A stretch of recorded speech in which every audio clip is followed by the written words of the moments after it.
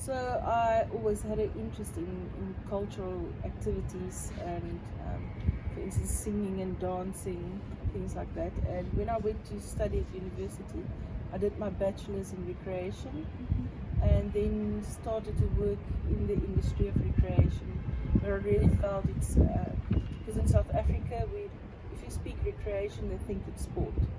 But yet I found a space for culture in recreation, and I really wanted to engage with activities and let people know that there's more to do than just sport.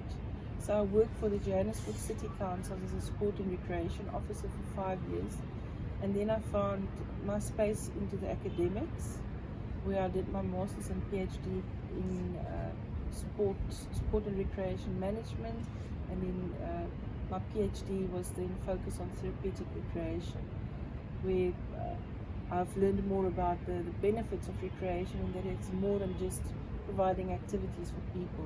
There's a lot of opportunities. So from there, I developed an interest to really educate young people, to do programs and to do activities in communities and providing work opportunities. And I developed a research interest in specifically around youth development through recreation and therapeutic recreation, and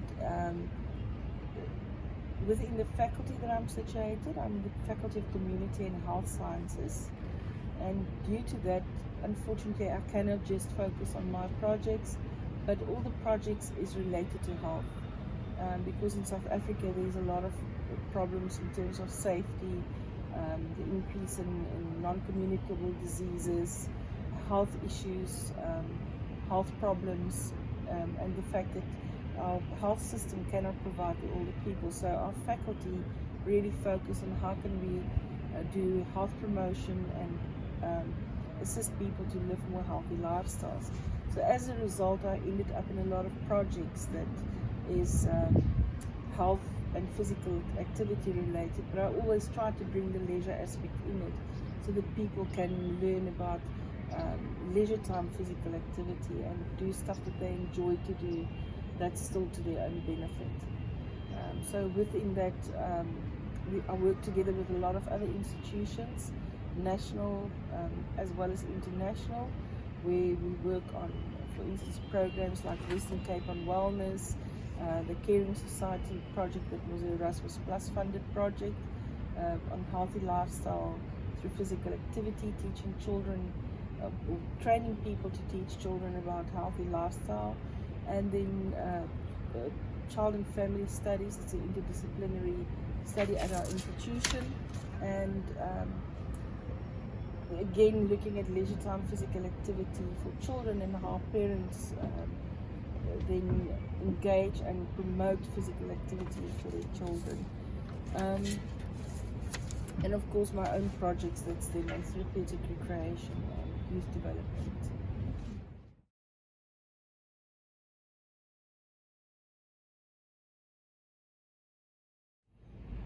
So the Western Cape,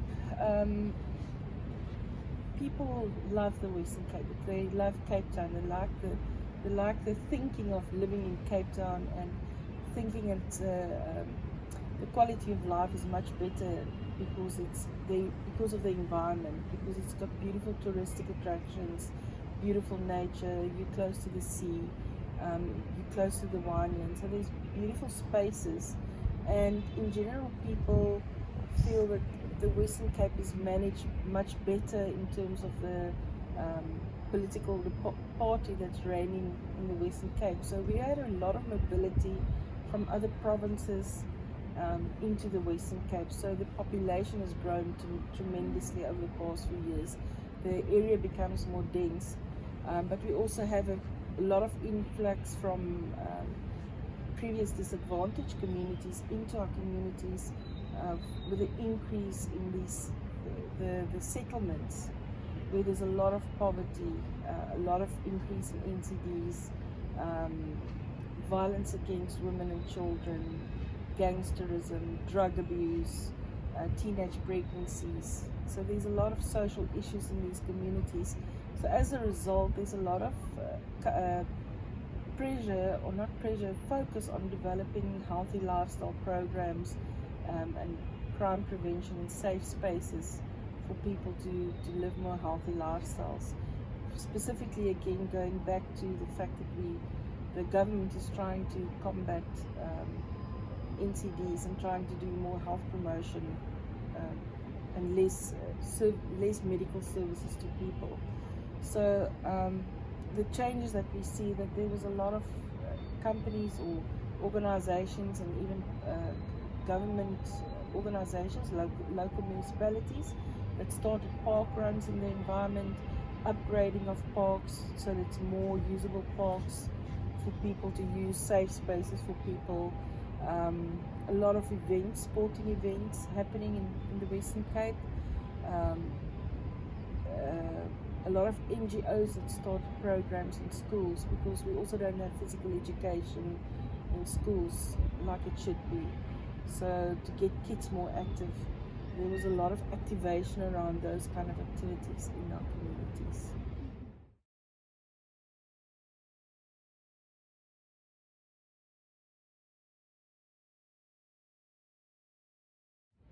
So the Department of Health initiated this Wellness on Western Cape project, specifically to activate communities to live more healthy lifestyles. So they also focus on not just physical activity, but healthy eating practices.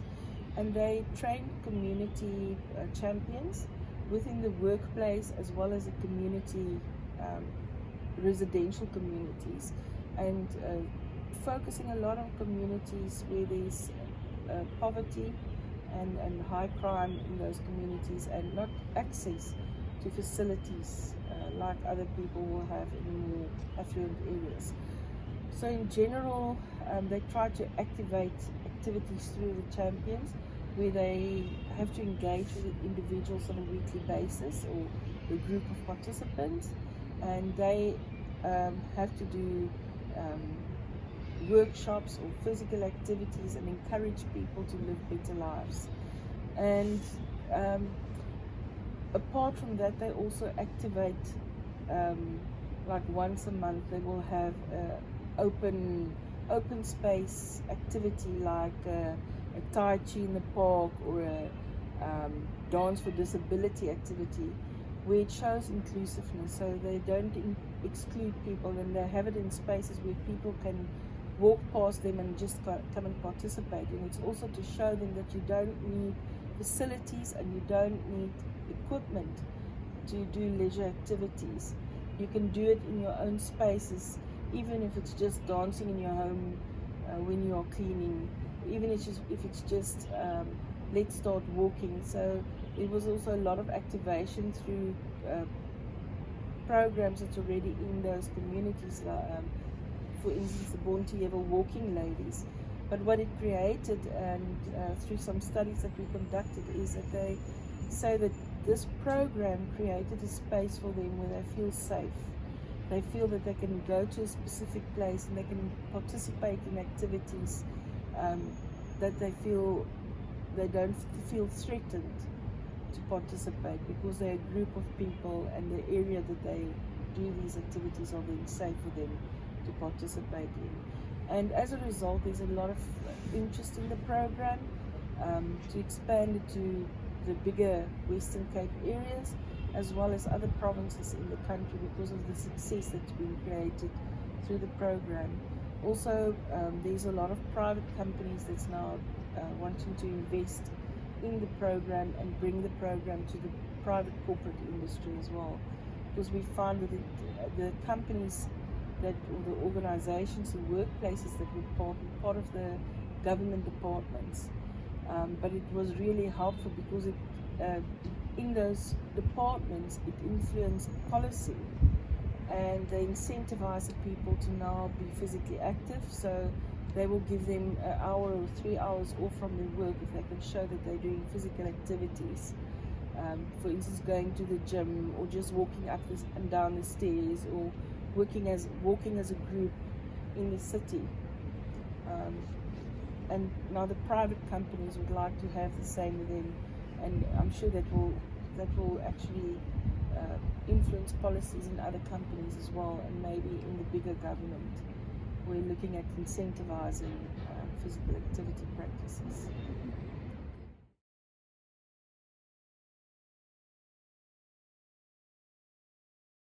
Well, I definitely think that if you train professionals, although it's a challenge in South Africa because they recruit people without degrees into these professions, but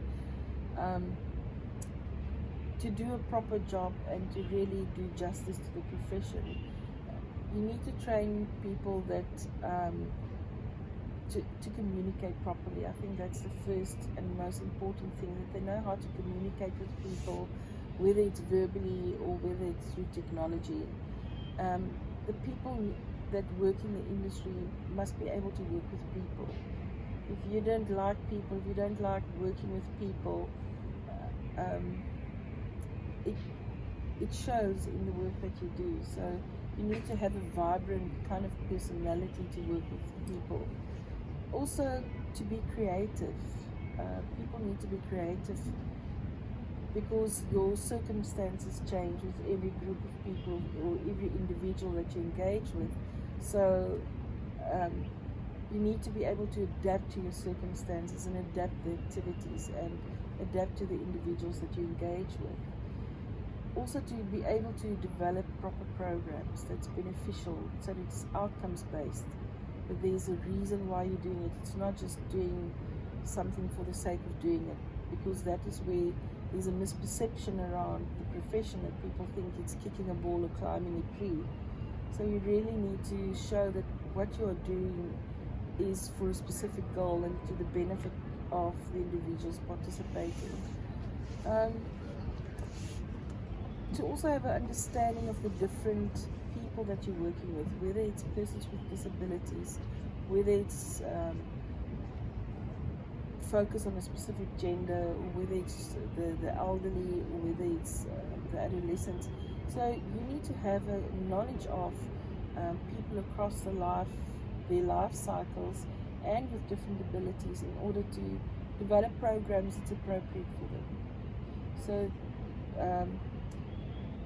you need to know also your own limitations, because you can't know all the activities. For instance, if you know that you can't if you can't cycle, for instance, you can't teach somebody else to cycle, but rather get an expert in to teach the person to cycle, but work together with the expert, but it forms part of your program for the people. Leadership is very important, because you need to show leadership in your program, because you're working with volunteers most probably, and you're working with your participants, and they look up to you as a leader. So you need to lead the way for them in order to participate. And social skills and social development and social management. Specifically, if you look at a country like South Africa, where there's a lot of social issues, to have an understanding of that and to know how to develop programs and in those communities that will address these social issues. And I think last of all is that you also need to lead in these activities that you're doing, and to advocate and to market what you are doing to the outside, because that's how you will get participants also, or people to be practicing leisure and recreation activities.